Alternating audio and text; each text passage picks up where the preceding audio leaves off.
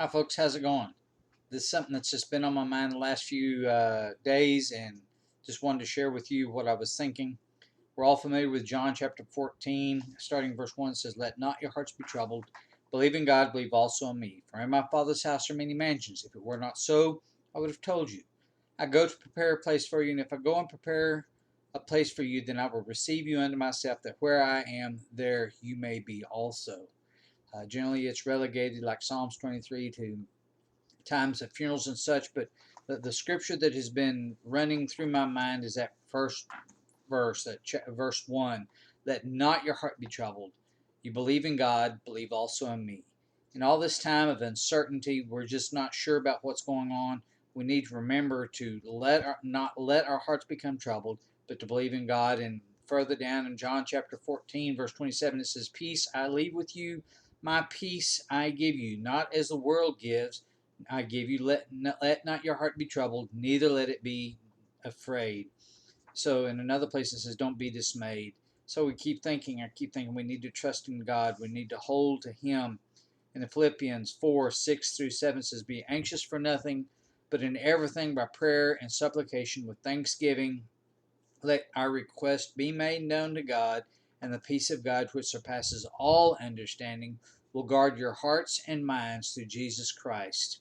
So we see that in an anxious time such as this, is that we can go to Him and let our requests be made known to Him, whether we're scared half to death, worried about others, worried about the economy, worried about the store shelves, um, things like that. But we need to take our requests to God so that He can calm our hearts and our minds.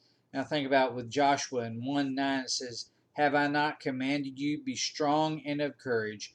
Do not be afraid, nor be dismayed, for the Lord your God is with you wherever you go." And we see that God is with us when we go through all of this time of turmoil and trouble and not sure what's going on.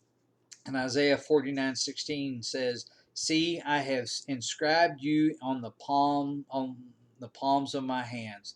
Your walls are continually before me." And that walls, of course, if we ever wanted to remember something in school before there were all the digital assistants, we would literally write it down on the palm of our hand, and so that way, and if you really want to remember, you might write it on the back of your hand, but definitely write it on the palm of your hand, so that way you could remember it. And we see that God does that. He writes our names in the palms of His hand. So we are always before Him, and our protection is always before Him. And in Psalms 91, it talks about, He will give angels charge over us.